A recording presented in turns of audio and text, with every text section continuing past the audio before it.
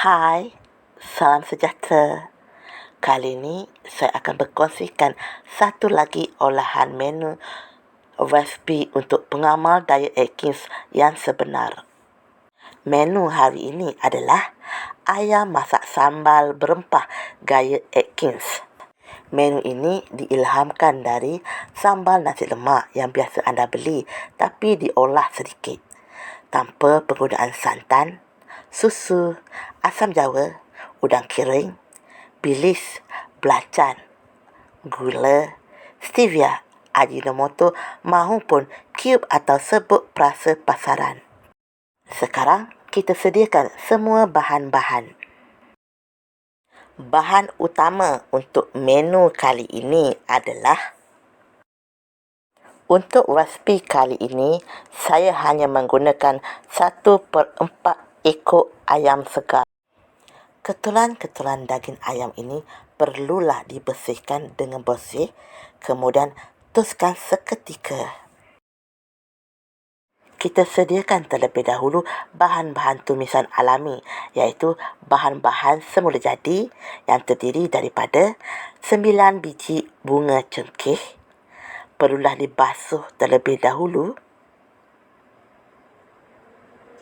1 kuntung bunga lawang, sebaiknya dibersihkan juga, 3 batang serai yang diketuk, jangan lupa untuk bersihkan juga. Sekarang kita sediakan bahan kisaran tumisan, iaitu 3 inci lengkuas, jangan lupa untuk bersihkan juga ya. 3 biji buah keras, perlu juga dibersihkan terlebih dahulu. 3 inci halia, bersihkan juga ya, jangan lupa. Dan 1 sudu besar minyak zaitun extra virgin. Minyak zaitun ini adalah pengganti kepada penggunaan air, di mana akan menghasilkan cantik kan? Sebab kita tak gunakan air, kita hanya menggunakan minyak zaitun extra virgin sewaktu mengisarnya. Sekarang kita sediakan rempah ratus jenis kisaran bagi untuk penggunaan tumisan juga nanti, yang terdiri daripada 1 sudu besar kisaran halus biji ketumbar Atkins, 1 sudu besar kisaran halus jintan manis Atkins Homemade, 1 sudu besar kisaran halus jintan putih Atkins Homemade, 1 sudu besar kisaran halus kayu manis Atkins Homemade, dan 1 sudu besar kisaran halia Atkins Homemade. Kita gabungkan kesemua rempah ratus ini tadi, maka terhasillah, inilah rupanya hasil campuran rempah ratus kisaran Atkins Homemade. Jom sediakan bahan kisaran A. Kisaran A ini terdiri daripada 3 biji bawang merah, dikupas dan dibersihkan terlebih dahulu, 9 ulas bawang putih, juga dikupas dan dibersihkan juga, dan digabungkan dengan 1 sudu besar minyak zaitun extra virgin. Minyak ini adalah pengganti kepada penggunaan air sewaktu mengisarnya, maka terhasillah. Cantik bukan strukturnya?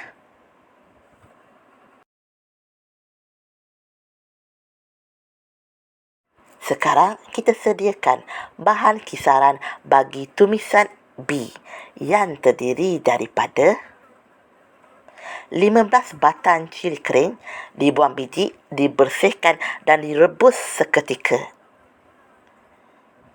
Dan terus digabungkan dengan 1 sudu besar minyak zaitun extra virgin sewaktu proses pengisaran bagi mengelakkan penggunaan air. Inilah hasilnya.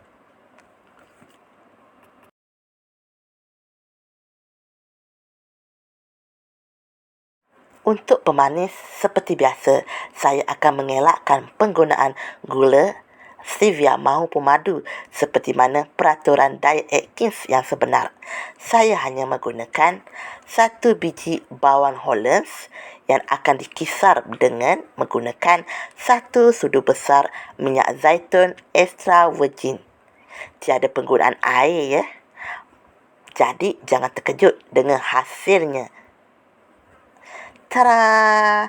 Seakan-akan mayonis kalau dilihat sekali imbas. Tapi inilah pemanis alami untuk kita pengamal diet Atkins ataupun pengamal diet keto. Bagi menimbulkan rasa dalam sambal berempah kita kali ini, saya hanya menggunakan 1/3 cawan perahan lemon,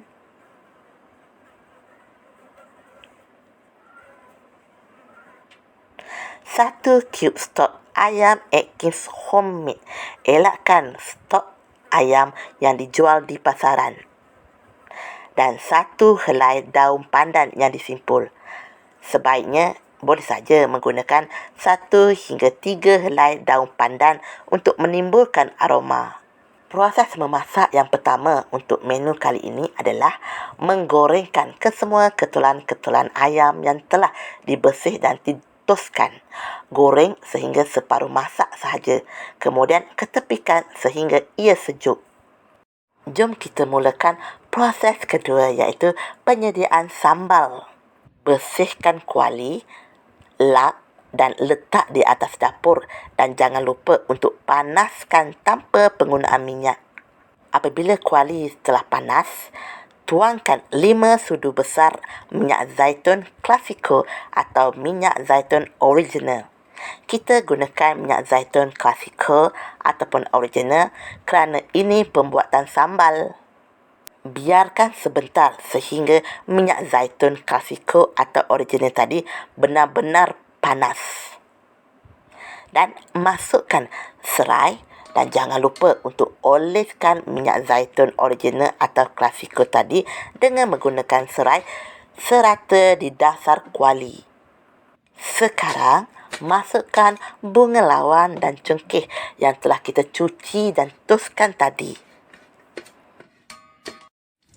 Biarkan seketika sehingga timbul aroma bunga cengkeh.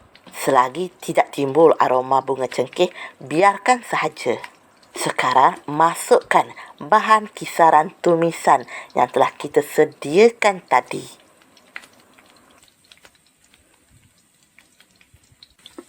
Sekarang, kita tumiskan segala bahan tumisan.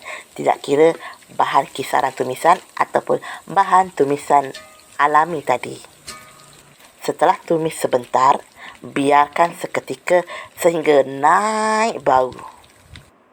Setelah dibiarkan seketika, tumiskan sehingga berwarna keperang-perangan, ya.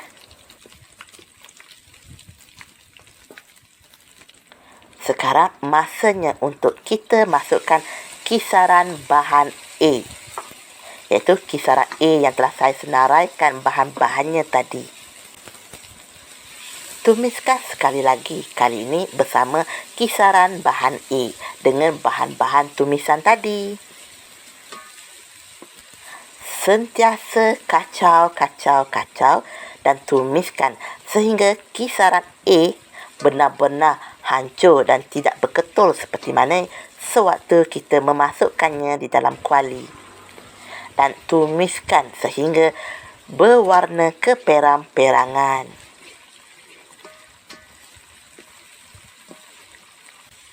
Sekarang masukkan campuran kisaran-kisaran halus rempah ratus yang telah saya listkan tadi. Ingat, kena gaulkan sebati sejurus memasukkannya. Gaul sehingga kesemua bahan-bahan sedikit kering. Ingat, kering bukan garing atau hangus, ya.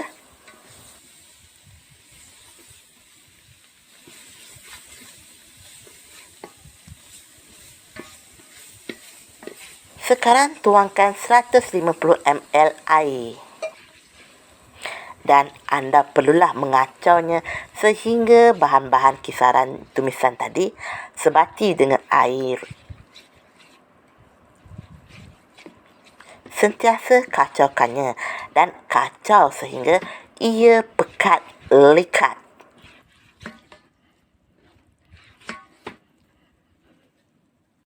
Setelah ia pekat likat, biarkan seketika dan masukkan lagi 300 ml air kosong dan jangan lupa untuk terus mengacaunya dengan sebati.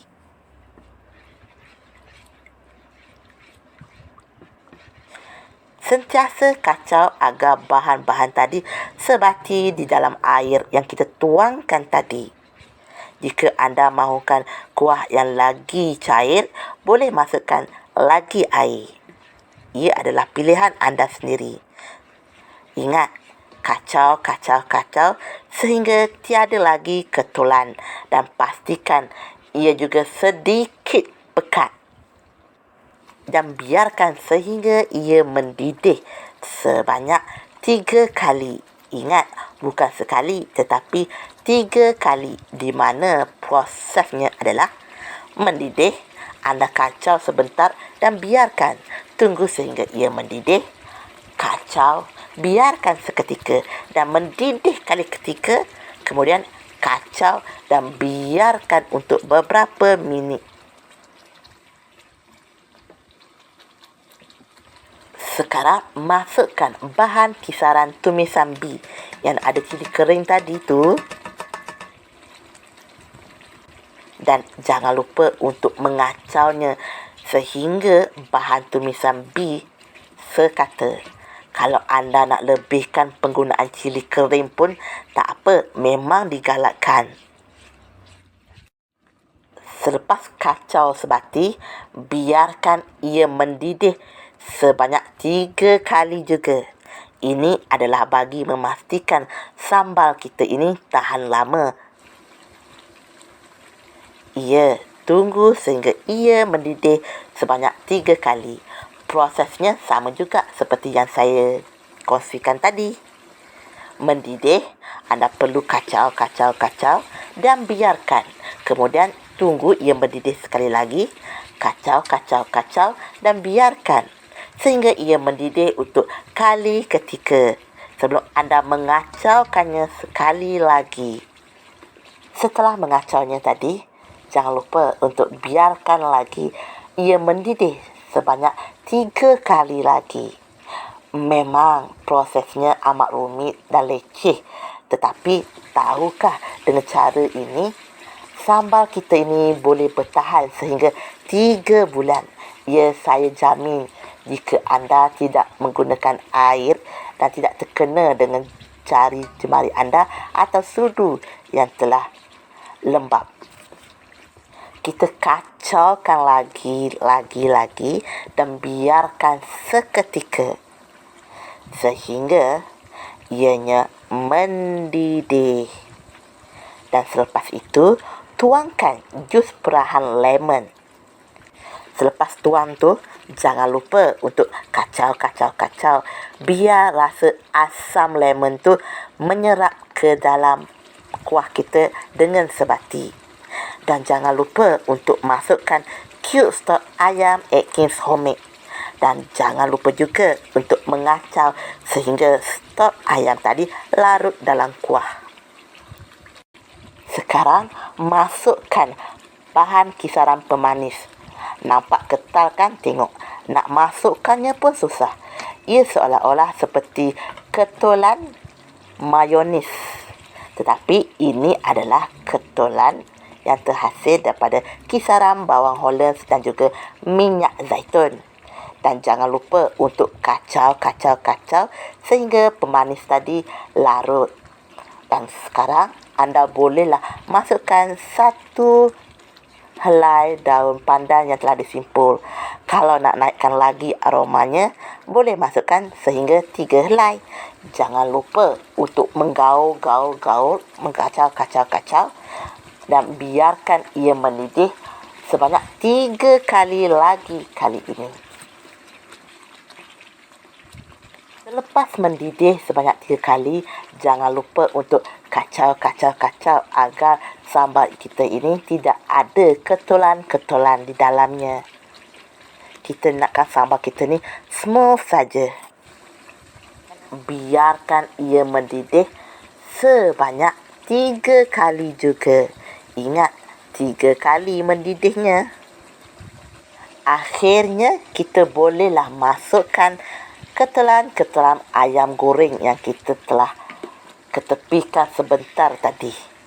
Dan perlulah mengacaunya dengan sebati antara ayam dan juga kuah sambal. Bila dah kacau sebati mengikut yang anda puas hati, biarkan seketika biar ia mendidih.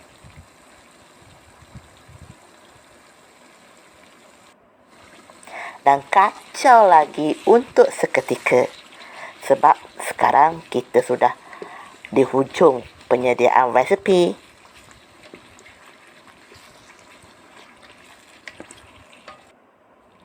Dan biarkan antara 5 minit hingga 7 minit di atas dapur sebelum anda menutup api dapur dan menunggu untuk penyediaan.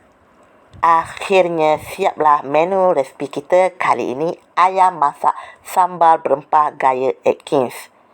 Dan untuk sekali ngap atau sekali makan, sekali hidangan, sebaik-baiknya 3 ketul ayam hingga 5 ketul ayam sahaja. Nikmatinya juga bersama-sama kuah. Jangan lupa untuk minum detox Rough One selepas 1 jam selesai berbuka puasa ataupun selepas 1 jam menikmati menu makan malam. Set detox boleh diorder di Instagram real_diet_Atkins_Malaysia.